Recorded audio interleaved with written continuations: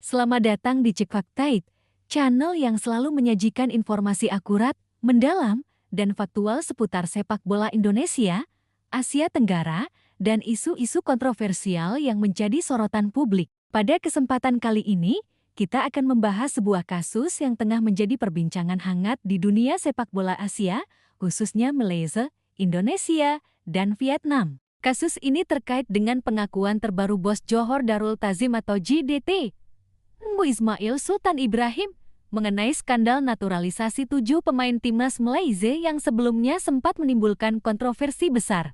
Skandal ini sempat membuat publik Indonesia geram karena awalnya pihak Malaysia menuduh Indonesia sebagai pelapor yang membawa kasus ini ke perhatian FIFA, namun kini fakta baru terungkap bahwa Vietnamlah yang melaporkan kasus tersebut. Kasus ini bermula ketika 7 pemain naturalisasi Malaysia diduga menggunakan dokumen palsu terkait kewarganegaraan mereka. Pemain-pemain tersebut adalah Gabriel Felipe Rocha, Rodrigo Holgado, Emmanuel Mecuka, Zhu Figueiredo, Hector Hevel, Facundo Garques, dan Jan Irazabal. FIFA kemudian melakukan investigasi mendalam dan memutuskan untuk menjatuhkan sanksi berupa larangan bermain selama 12 bulan serta denda sebesar $438.000 terhadap ketujuh pemain tersebut. Sanksi ini tidak hanya berdampak pada pemain secara individu, tetapi juga mencoreng reputasi sepak bola Malaysia secara keseluruhan, mengingat mereka merupakan bagian dari tim nasional yang berlaga di berbagai kompetisi internasional.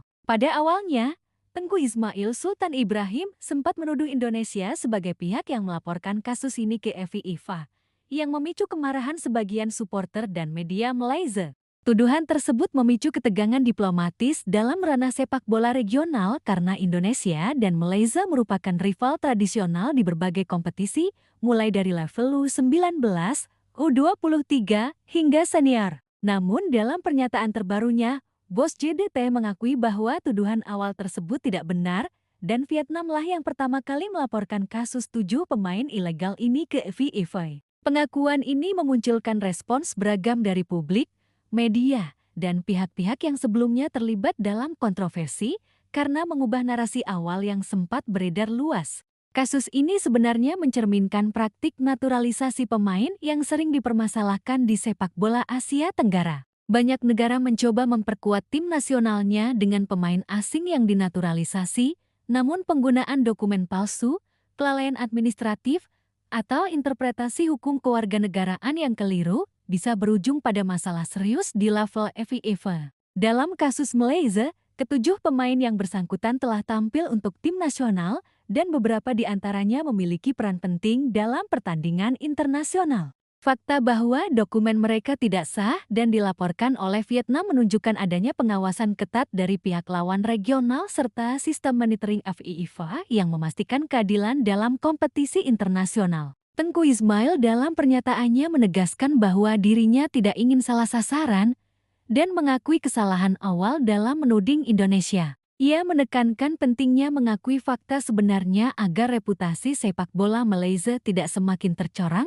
dan agar semua pihak memahami kronologi yang sesungguhnya. Pengakuan ini dianggap sebagai langkah penting untuk meredakan ketegangan yang sempat muncul akibat tuduhan awal dan memberikan klarifikasi kepada publik tentang siapa pihak yang sebenarnya melaporkan kasus ini ke FIFA. Lebih jauh, kasus ini juga menjadi pelajaran penting bagi semua federasi sepak bola di Asia Tenggara. FIFA memiliki regulasi yang sangat jelas terkait naturalisasi pemain, kewarganegaraan, dan eligibility untuk bermain di tim nasional. Setiap pelanggaran, baik disengaja maupun tidak, bisa berujung pada sanksi berat, termasuk larangan bermain, denda finansial, hingga diskualifikasi tim dari kompetisi tertentu. Dalam konteks ini, pengakuan bos JDT sekaligus menegaskan bahwa Federasi Malaysia akan lebih berhati-hati dalam proses naturalisasi pemain, memastikan dokumen dan prosedur legalitas terpenuhi, dan menghindari potensi sanksi serupa di masa depan. Dampak dari sanksi FIFA terhadap 7 pemain Malaysia juga menimbulkan berbagai implikasi.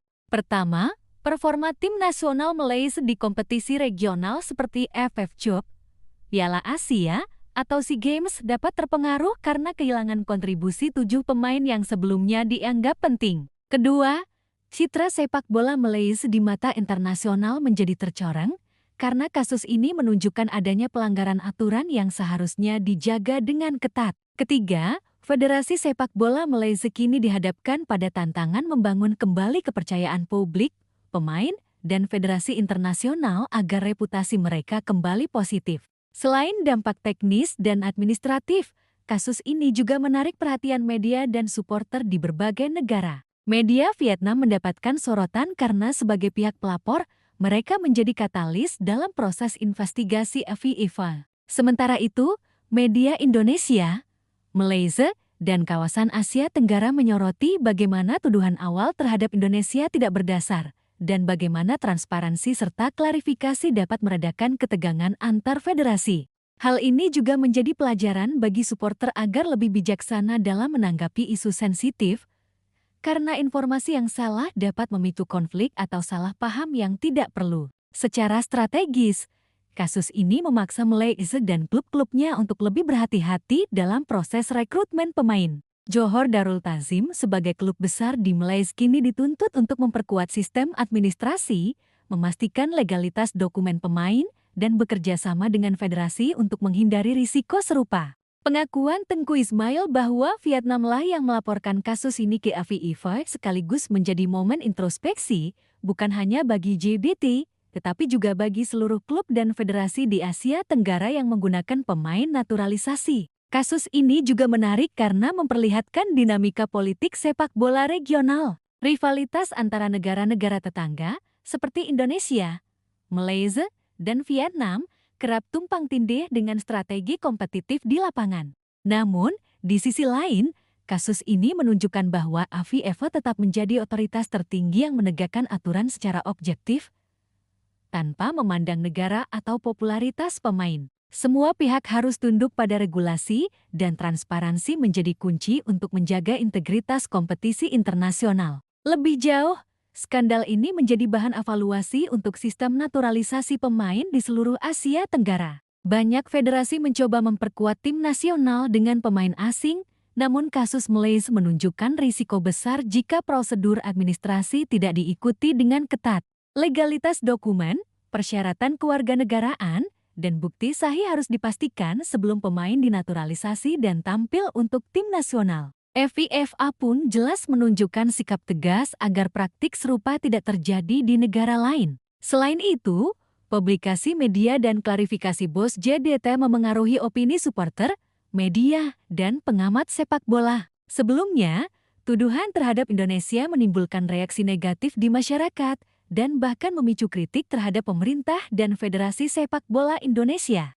Dengan pengakuan baru bahwa Vietnamlah pihak pelapor, narasi berubah, ketegangan mereda, dan perhatian kini beralih pada bagaimana Malaysia akan menata ulang sistem naturalisasi dan membangun kembali reputasi sepak bola mereka. Kasus ini juga memiliki dimensi hukum dan administratif yang kompleks. FIFA melakukan investigasi mendalam, meminta dokumen resmi, wawancara dengan pemain dan federasi, serta memeriksa bukti-bukti terkait kewarganegaraan. Proses ini menunjukkan profesionalisme FIFA dalam menangani isu naturalisasi ilegal dan perlindungan integritas kompetisi. Dengan sanksi yang dijatuhkan, FIFA memberi pesan tegas bahwa pelanggaran aturan, baik disengaja maupun tidak, akan mendapat konsekuensi serius, termasuk berdampak pada tim nasional secara keseluruhan. Selain implikasi regional, kasus ini berdampak pada persepsi global terhadap sepak bola Malaysia. Federasi,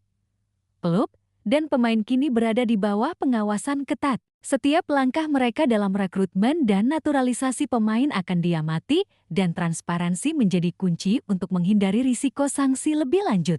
Bagi pemain yang terdampak, larangan bermain selama 12 bulan menjadi pengalaman pahit, namun sekaligus pelajaran berharga tentang pentingnya integritas dan kepatuhan terhadap regulasi internasional. Di sisi lain, pengakuan Tengku Ismail Sultan Ibrahim juga memberikan pelajaran penting tentang pentingnya komunikasi yang benar dan transparan. Tuduhan awal terhadap Indonesia memicu ketegangan yang sebetulnya bisa dihindari. Klarifikasi ini menjadi bukti bahwa kejujuran, pengakuan kesalahan, dan penyampaian fakta yang akurat dapat meredakan konflik, membangun kembali reputasi, dan menciptakan suasana positif bagi pengembangan sepak bola di wilayah tersebut. Selain dampak administratif dan reputasi, kasus ini juga memunculkan diskusi tentang etika dalam sepak bola profesional. Naturalisasi pemain memang diperbolehkan, tetapi harus mengikuti prosedur hukum dan FIFA. Praktik menggunakan dokumen palsu atau manipulasi administratif jelas bertentangan dengan prinsip fair play.